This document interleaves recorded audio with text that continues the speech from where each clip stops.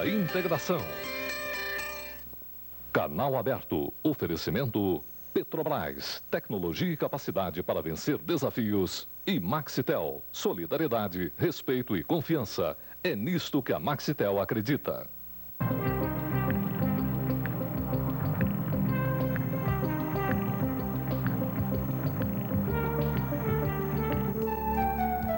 Gente, no programa de hoje nós vamos conversar aqui com Lucy Coelho Pena, psicóloga, professora de psicologia em diversas universidades do Brasil e doutora pela USP. Tem vários livros editados sobre imagem corporal e dá consultorias para revistas como Cláudia, Corpo a Corpo, Saúde, etc.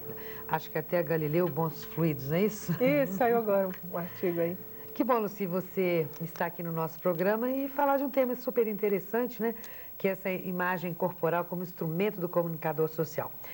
Para que as pessoas possam acompanhar bem o seu raciocínio, e o que vem a ser isso? A imagem corporal é bem simples para se compreender. É aquilo que a gente pensa que é, como a gente se sente melhor ou pior, mais bonita ou mais atraente ou menos atraente, né? Então a gente tem uma imagem, quer dizer, uma certa representação de como é o nosso corpo.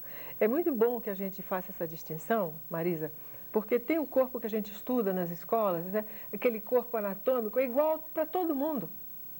É igualzinho, é o mesmo livro para todo mundo. A gente pensa que a gente é aquilo. De um lado, a gente é aquilo, mas na vivência da gente, nós não somos aquilo. Nós temos cada um corpo diferente, que é essa imagem, compreendeu? Então, a imagem é totalmente personalizada, não tem mais quase nada com aquele livro de anatomia. E é nessa parte, justamente, que eu tenho estudado, eu como psicóloga e também como interessada, assim, numa relação humana mais favorável, mais bonita, né? Eu tenho me interessado muito por isso, porque a imagem corporal, ela se torna uma mensagem muito importante entre as pessoas, para o relacionamento das pessoas. Quer dizer que ela hoje tem um destaque especial? Tem, cada vez mais na publicidade, nas revistas, viu? Nas bonequinhas que dão para as meninas brincarem, nesses homens, nos heróis de crianças, de televisão, etc. Eles já trabalham conceitualmente o processo da identificação de um menino ou de uma menina com um herói, de desenho animado inclusive, por causa da imagem corporal. Pode te dar uma ideia? O Rei Leão, sabe esse filme do Rei Leão, desenho animado? O Rei Leão, ele foi concebido tendo em vista certos princípios da imagem corporal. Por exemplo, aquele leão que era o tio do leãozinho, que era bem ruinzinho, era o vilão da história, os traços desse leão vilão, ruim, eram todos agudos, pontiagudos, angulosos. Por quê? Porque isso, numa imagem corporal, na psicologia das pessoas, significa agressão. Significa um contato assim, como de cotovelo, entendeu? Espetadas, né? É, contundente, etc. Então, o vilão não pode ser gostoso, não pode ser redondinho, tem que ser alguém que já, um nariz assim muito agudo. Você volta para ver esse filme na sua casa, você vai notar. Já o Rei Leão, ele é grande, a juba bonita, ele tem umas curvas bonitas no corpo. Por quê? Porque isso é uma imagem que atrai o corpo, atrai para o corpo dele, né? E assim os heróis todos, por incrível que pareça. Dentro da área profissional, qual é a importância dessa imagem corporal? No meu campo da psicologia clínica é muito grande. A gente recebe no consultório pessoas das mais diferentes áreas e tipos e elas muitas vezes vêm contar para a gente uma coisa e elas mesmas não sabem o que estão escondendo de si, nem de mim, não, elas estão escondendo de si mesmas, não é? Então, à medida em que, por exemplo, eu presto atenção no que elas me dizem, mas eu presto também atenção em como elas me dizem. Então, elas estão falando, eu estou contente, Lucy, mas elas dizem assim, eu estou contente, sabe, Lucy, eu estou contente com a minha vida. Aí eu escuto uma música assim de alguém triste lá dentro. Não estou contente nada, né? É. Estou fazendo o jogo do contente. Assim, foi uma coisa horrível que me aconteceu. Foi uma coisa horrível e ri. Aí eu, escuta, mas você está rindo e está me falando que foi uma coisa muito horrível. Como eu, não dá para eu compreender o que aconteceu realmente. Ela disse, não, é que eu fiquei nervosa. Você já reparou algumas pessoas, quando estão muito nervosas, riem, né? Pois é, mas aí você está me dando uma mensagem dupla. Aí a pessoa vai ver, compreendeu? Não estou aqui para fazer análise, né? Mas você vê, então eu devolvo para a pessoa, porque o corpo, ele é o meio, mas ele também é uma mensagem. Ele é meio e mensagem. E nós não sabemos usar isso ainda não. Nós estamos socialmente começando a engatinhar essa história, viu? É, porque se a gente prestar atenção, às vezes até em locais públicos, né, chega alguém diferenciado. Diferenciado por quê? Porque ao chegar ele marcou a sua presença. Sim. É por aí? É. Essa pessoa geralmente já administra um pouquinho melhor essa imagem, né? Essa imagem corporal. E tem uma coisa muito interessante que é o tipo de histórico de vida que a gente leva, né? Isso é uma das coisas boas também profissionalmente para se saber. Você como comunicadora, essas pessoas que eu vou falar hoje, eu sou convidada da Uniub, né, para esses seminários, e vou estar lá com os alunos de jornalismo para dar algumas sugestões para eles, né, no tocante à experiência humana que eles vão desenvolver como entrevistadores, como redatores até, enfim. Porque as pessoas geralmente não contam tudo que elas precisariam contar num relacionamento. Geralmente elas escondem alguma coisa que acham que é feia ou é menos bonita, né? Para não dizer uma mentira, não estou me referindo a esses casos. Passar para a omissão. É, uma omissão. Mas imagina isso para um repórter, né? O repórter está querendo a verdade, pelo menos, não é assim? Imagina que ele queira a verdade dos fatos. Então é interessante ele aprender, um bom jornalista, a detectar, perceber aquela nuance da voz, aquela nuance do olhar, ou da contração desses músculos, quer dizer, uma leitura de corpo. É, porque o entrevistado não é obrigado também a dizer o que ele não quer. Agora, o jornalista perspicaz percebe por aí e conduz a conversa ao seu bel prazer, não é? E percebe essa outra mensagem subreptícia, subliminar, não é? E se ele for uma pessoa justamente que está a fim de tirar a verdade dos fatos, né? Ele pode, de uma certa forma, conduzir diferente a experiência dele, a entrevista dele, e não se deixar levar só por aquela que é a mensagem mais explícita, óbvia. Ele também perceber os outros sinais, porque são informações, né, Marisa? Sim. O tom da voz é uma informação. Eu acho que a voz... Bom, você é uma psicóloga, eu não, mas para mim, a voz diz muito de uma pessoa. Estou errada? Não, a voz e o olhar. E acho que às vezes o olhar fala mais do que a boca. Fala, e às vezes o olhar diz uma coisa e a voz diz outra. Com certeza. As palavras dizem outra. E a gente fica com qual? Aí eu vou te fazer essa pergunta. E a gente fica com vai qual? devolver a pergunta para mim. Você é psicóloga, fica com qual? No meu caso, eu te diria assim, eu fico com ambas. Viu?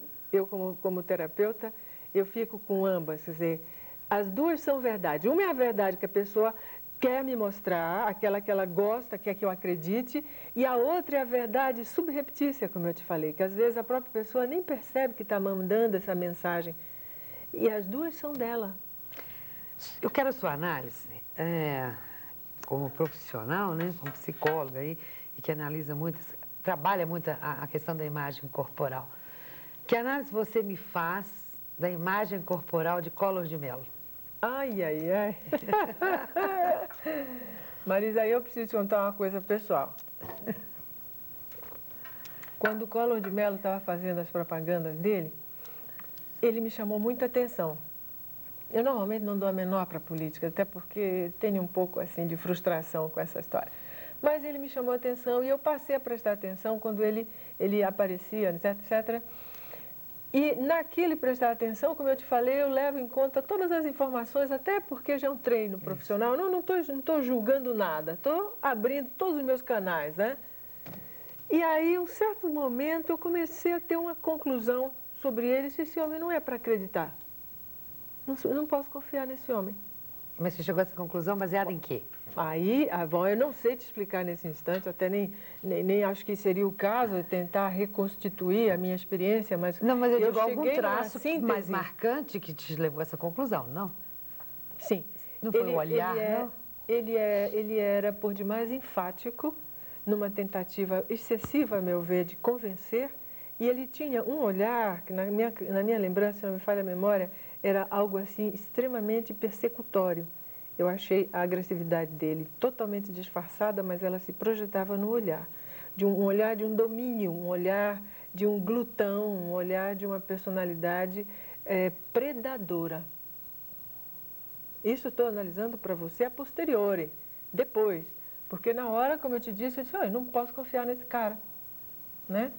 E eu caí na brincadeira com alguns amigos, expressei essa ideia, eles foram totalmente contra. Disse, como você chegou a isso? Mas essa pergunta que você me fez, só que eu não tive vontade de explicar nada. Era uma final de ano, dia 1º de ano, a gente disse, não, eu cheguei a essa conclusão, mas isso é minha visão, etc. E eles todos votaram no Collor. Depois de um tempo, eles chegaram para mim e disseram, escuta, você precisa sim nos explicar como foi que você compreendeu isso antes de nós, porque agora nós somos frustrados, nós estamos com raiva, isso e aquilo. Né? Eu falei, tá bom, qualquer dia eu tento explicar para vocês. Não é fácil a gente explicar, né? É, explicar não, mas é fácil fazer esse treino para conhecer as pessoas do primeiro olhar, né? A primeiro impacto é tudo? Não. Mas é muito importante. É muito importante, principalmente se a gente tiver com esse treino e a gente consegue, pessoas mais intuitivas, né? Uma síntese rápida da pessoa, depois o pensamento vai atrás, correr atrás para dizer como é que eu cheguei a essa conclusão. Aí o pensamento faz esse trabalho. A conclusão vem primeiro do que o roteiro. Se a pessoa for intuitiva, sim. Faz primeiro a conclusão, depois vai fazer o roteiro. É como essa história do amor à primeira vista. Vem a emoção, aí depois, mas por que realmente que eu gostei tanto? Por que eu simpatizei tanto? Ah, quem sabe foi por isso, né? Aí vem um trabalhinho atrás, assim, né, para explicar. Né? Ok, Lucy, nós vamos fazer o intervalo, gente, rapidinho pelos nossos comerciais e voltamos já já.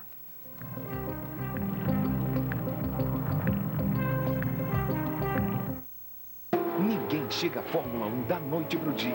Como todo brasileiro que sonha fazer sucesso no circuito, ele teve que percorrer um longo caminho.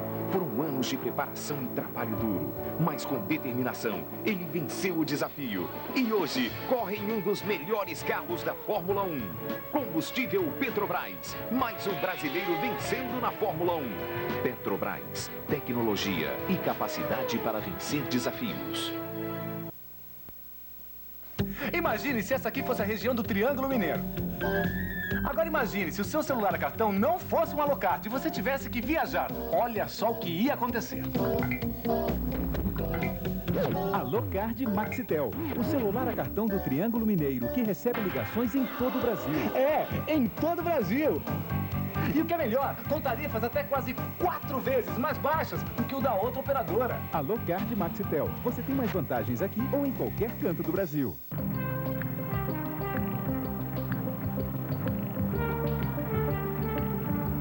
Gente, continuando aqui o nosso programa, hoje conversando com a Lucy Coelho Pena, uma psicóloga, doutora pela USP, e estamos falando aqui da imagem corporal como instrumento do comunicador social e também no nosso dia a dia, que é muito importante e fundamental a gente aprender a conhecer as nossas reações orgânicas e físicas, né? As nossas olheiras, o porquê delas, é por aí? É por aí. É isso mesmo? E as nossas respostas emocionais, né? Então, esses estudos que eu tenho feito com a imagem corporal já me levaram a escrever 2 livros sobre o assunto. O primeiro tem um nome que para muitas pessoas ficou esquisito, mas que esse nome nasceu justamente, Marisa, das próprias mulheres que responderam aos meus questionários, na época que eu estava fazendo a vida acadêmica na USP, etc. Esse nome é Corpo Sofrido e Mal Amado. Isso é muito triste. As experiências da mulher com o próprio corpo. Eu tomei um susto, porque eram moças muito bonitas, moças de último ano na USP, gente assim inteligentíssima, gente que vai ter um sucesso, né? Porque já está ali na universidade, terminando, etc. Moças de educação física, viu? De psicologia. E o que elas me disseram, com todo um inventário enorme que eu fiz sobre elas, sobre sintomas, dores, satisfações, eu pedi que desse notas para os pés, para os olhos, para as mãos. Então, esse questionário eu trouxe no livro. Qualquer pessoa que pegue pode fazer o mesmo caminho que essas moças fizeram, responder e ver as respostas que elas deram e os comentários que eu faço, né? Baseada em outros autores, na minha própria experiência clínica e tal. Pois bem, elas me deram um susto, como eu te falei, porque corpo sofrido e mal amado era a maior parte das moças. Exemplo número 1, chocante para mim. Você está satisfeita com os seus seios? Metade, não. E a outra metade, não. Mas por que eu dividi em 2 metades? Porque a primeira metade diz, não estou satisfeita, queria que eles fossem maiores. E a outra metade, não estou satisfeita, queria que fossem menores. Quer dizer, nada tá bom. Então, você para e pensa, escuta, mas não tem um meio termo, não é possível. Mas é uma área da imagem corporal da mulher que é extremamente focalizada. Focalizada por toda uma cultura que a gente tem, não é? Que enfatiza, por exemplo, para os Estados Unidos, os seios devem ser enormes. As mulheres lá, notoriamente, Que eu devem ter acho uns seios horrível, enormes. Bárbara. Agora, você vê como é que uma criatura vai ficar bem com a sua vida afetiva, sexual, se uma área dessas tão central, tão focal na sua imagem de mulher, já é um ponto de descontentamento, entendeu? Então ela já põe uma postura mais assim, né? Ou ela já põe o silicone, ou já tira o silicone, ou já faz lipoaspiração. Quer dizer, vai dar um problemão em todas as suas relações.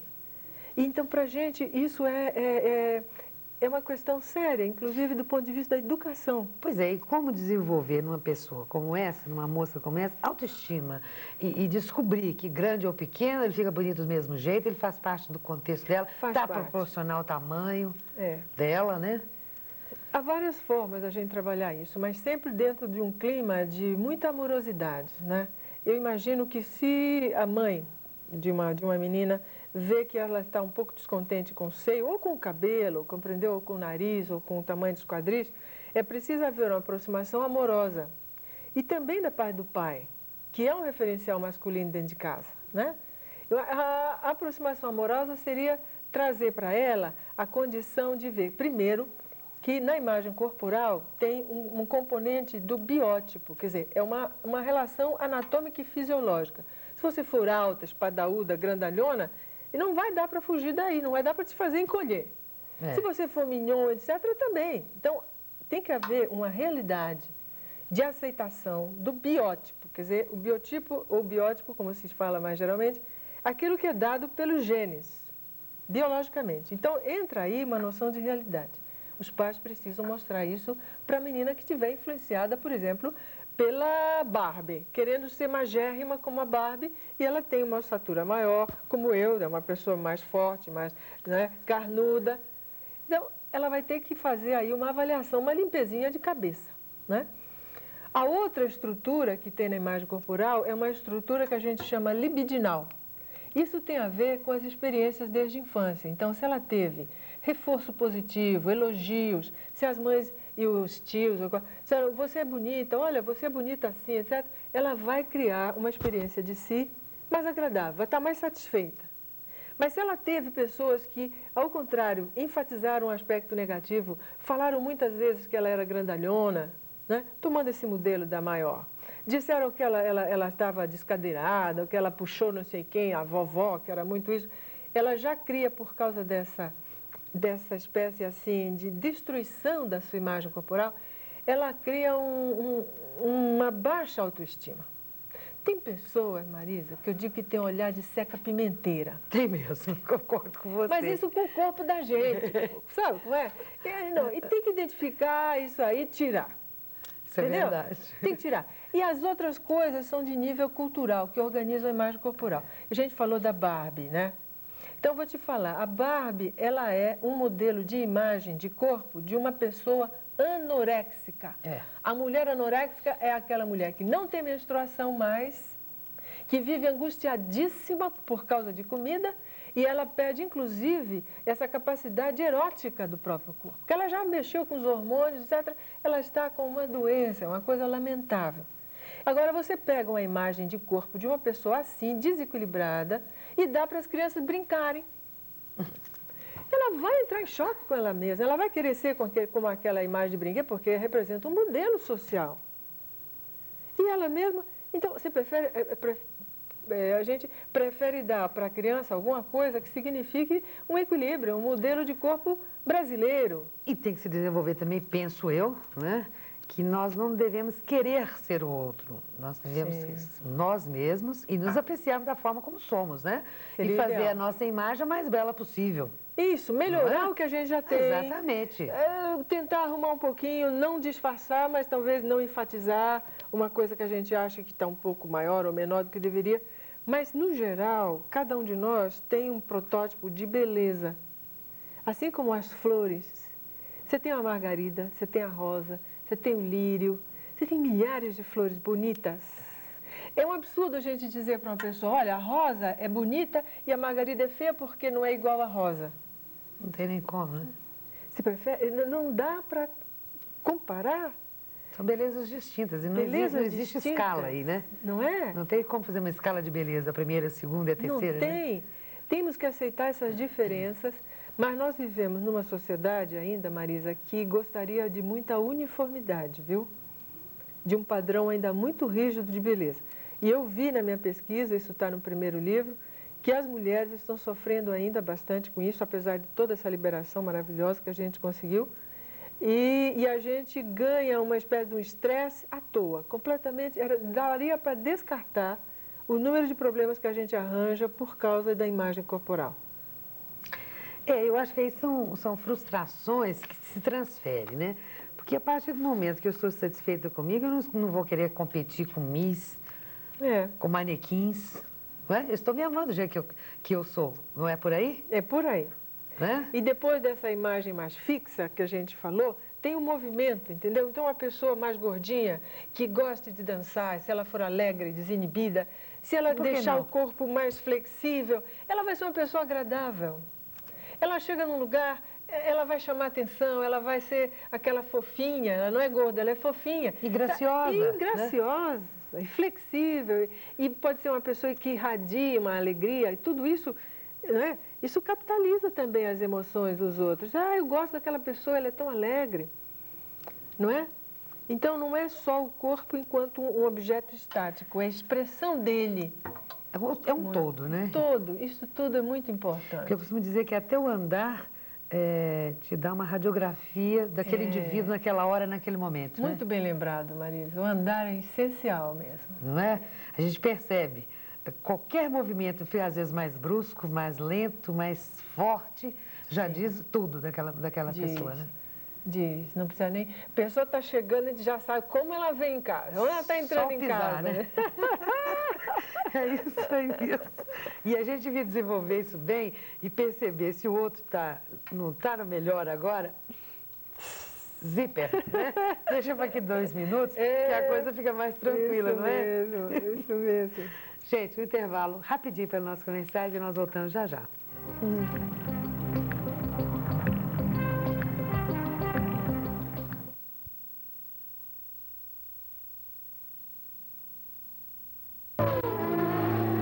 Ninguém chega à Fórmula 1 da noite pro dia. Como todo brasileiro que sonha fazer sucesso no circuito, ele teve que percorrer um longo caminho. Foram anos de preparação e trabalho duro. Mas com determinação, ele venceu o desafio. E hoje, corre em um dos melhores carros da Fórmula 1. Combustível Petrobras. Mais um brasileiro vencendo na Fórmula 1. Petrobras. Tecnologia e capacidade para vencer desafios.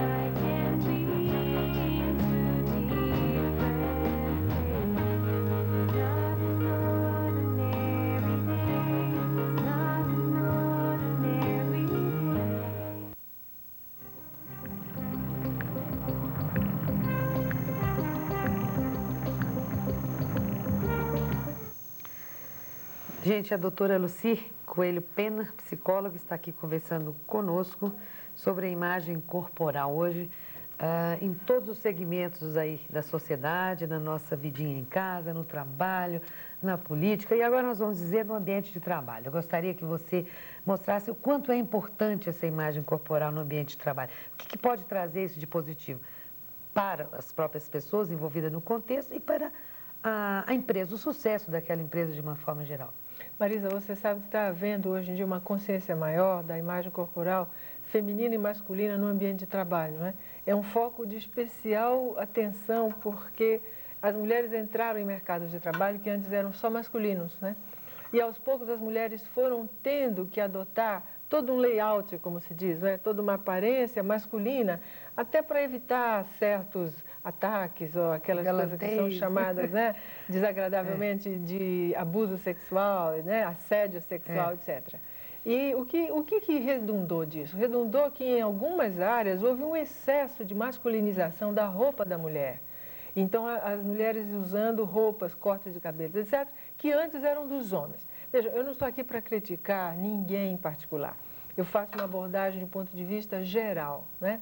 Eu diria que não é bom uma descaracterização da imagem feminina e assim como não seria bom uma descaracterização da imagem masculina. Porque nós nascemos, naquele que é o nosso biótipo, nós nascemos com um gênero, quer dizer, o sexo masculino ou feminino, não é?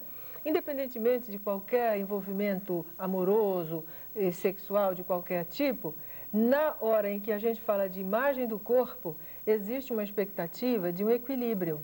Se você é uma mulher, que você se vista com alguma coisa dita feminina, entre aspas. Então, a mulher, por exemplo, usando ombreiras grandes, ela manda uma mensagem. Qual seria? De que ela tem os ombros largos, como é do biótipo masculino. Os hormônios fazem os ombros dos homens ficarem maiores. A mulher vai para o ambiente de trabalho, ela compra um blazerzinho, como nós compramos, ele já vem com enchimento nos ombros. Também o sutiã com enchimento nos ombros. Então, isso é uma mensagem, compreendeu? Uma mensagem. Eu ponho aquilo e dou uma mensagem. Meus ombros são largos. Para que servem os ombros largos, Marisa? Para carregar peso. Então, caramba, você é uma mulher, você vai para o trabalho, você está dando uma mensagem que você tem os ombros largos também. Caramba, eu quero só o peso que me compete, meu peso para um ombro de mulher. Eu vou lá querer o peso que os homens estão levando. Os homens não estão tão felizes assim, com o trabalhão que eles têm, aqueles que trabalham de manhã, de tarde, de noite, de madrugada, etc. Eles já estão também querendo melhorar. E vou eu agora, então, pegar esse fardo todo, você acha? Então, a mulher precisa parar e prestar atenção. Ela está nesse ambiente de trabalho para conquistar lugares novos, está certo. Mas ela não precisa fazer o que para eles já foi um caminho, cheio de buracos. Os homens também já estão querendo mudar um pouco essa situação, né? Eu daria esse alerta. E no visual de uma mulher, dentro do ambiente de trabalho, ela pode estar de calça comprida, de camisa, de short, dentro, claro, do ambiente esportivo, ela tem que usar uma roupa adequada, do ambiente social, como um hotel, ela usa outra, um banco, etc. Mas ela pode estar bem com a própria feminilidade. Ela pode estar se sentindo atraente, ela pode e deve ser uma mulher em qualquer circunstância. E há muitos tipos de feminino. Qual é o teu? Qual é o meu? Se você seguir a moda, não é? Você acha que seguindo uma moda uniforme para todas as mulheres, a gente vai se sentir bem? Ou os homens vão se sentir bem? Não vão. A moda é uma ditadura, viu? E ela vem na bolsa da gente e dá uma primeira alfinetada, uma frustração. Para você entrar na moda, você gasta uma nota. E a segunda alfinetada é quando a gente usa aquela roupa da moda que não cai bem e se sente frustrado porque não faz sucesso. E pagou caro.